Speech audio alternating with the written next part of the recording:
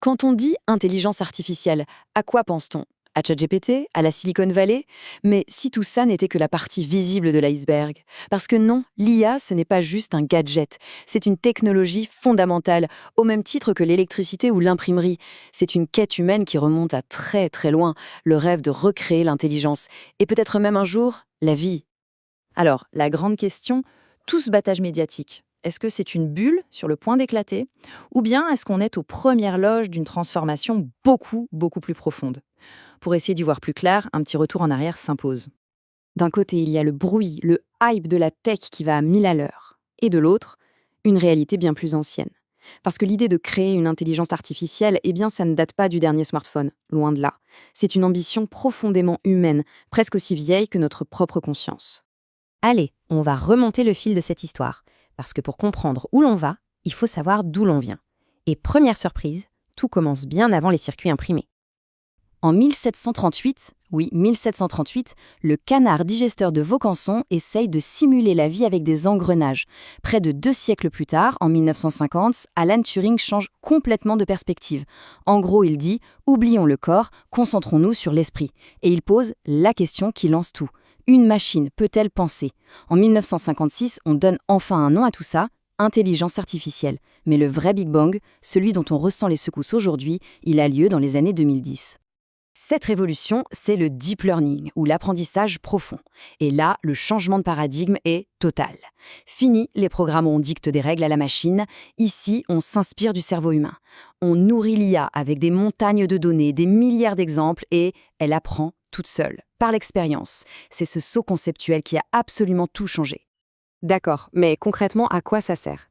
Eh bien, il y a au moins 4 domaines où l'IA ne se contente pas d'améliorer les choses, elle est carrément en train de les réinventer. Premier domaine, la santé. L'IA devient ici un outil de prédiction qui peut sauver des vies. Elle analyse des milliers de radios pour y déceler des signes de cancer invisibles à l'œil nu. Elle accélère aussi la découverte de nouveaux médicaments. Deuxième domaine, l'industrie. Là, on passe de la réparation à l'anticipation. Grâce à la maintenance prédictive, une IA peut prévenir qu'une pièce va casser dans 48 heures. On répare avant même que la panne ne survienne. Mais l'impact le plus profond est peut-être sur la recherche scientifique elle-même. L'IA change la méthode. On entre dans l'ère de la science pilotée par les données. L'IA devient une sorte de super assistant de laboratoire capable de trouver des liens invisibles pour un humain dans des bases de données gigantesques et d'aider les chercheurs à formuler de nouvelles hypothèses audacieuses. Et enfin, l'éducation. Ici, l'IA promet la fin du modèle unique. C'est l'apprentissage adaptatif, un tuteur virtuel pour chaque élève. Si un concept n'est pas compris, l'IA reformule, propose autre chose, s'adapte au rythme de chacun. Et pour l'enseignant, ce n'est pas une menace, c'est une libération. Moins de tâches répétitives, plus de temps pour ce qui compte vraiment, l'humain, le mentorat. Si le monde académique avait encore le moindre doute sur la légitimité de l'IA, eh bien, une année a suffi pour mettre tout le monde d'accord, et de manière assez spectaculaire. Cette année, c'est 2024. Le comité Nobel a envoyé un message extrêmement fort à l'ensemble du monde scientifique. En physique, le Nobel récompense les pionniers qui ont utilisé des concepts de la physique pour créer les réseaux de neurones. Et en chimie, c'est encore plus fou.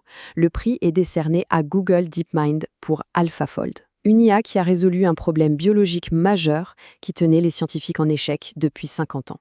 La preuve est faite, l'IA n'est plus seulement un outil, c'est un moteur de découverte scientifique majeur. C'est fascinant, bien sûr, mais maintenant, comment on passe de la théorie à la pratique? Comment utiliser cette puissance concrètement dès aujourd'hui? Que ce soit pour un projet de recherche ou un projet créatif, la question est la même. Comment on fait?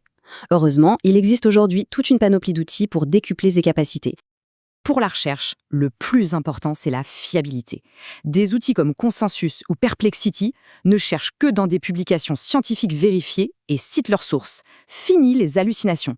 Besoin de créer une présentation qui claque? Gamma ou Canva peuvent générer des designs professionnels en quelques secondes.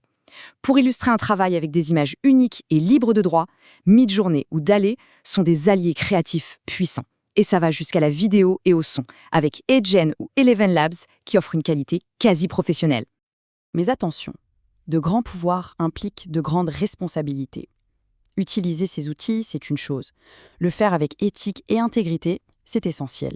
Voici donc quelques règles à ne jamais oublier. On peut retenir 3 règles d'or. 1. La transparence. Si on a utilisé une IA, il faut le dire. C'est la base de l'honnêteté. 2. La vigilance. L'IA peut se tromper avec beaucoup d'assurance. Il faut donc toujours vérifier les faits. Et 3. La règle la plus importante, c'est l'humain qui pilote. L'IA est un copilote, elle suggère, mais c'est notre esprit critique qui a le dernier mot. Toujours. Du canard mécanique à une IA lauréate d'un prix Nobel, le chemin parcouru est immense.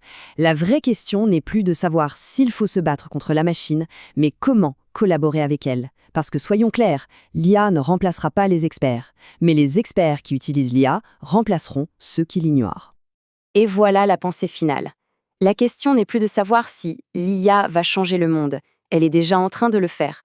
La seule vraie question, c'est comment allons-nous collaborer intelligemment avec elle ?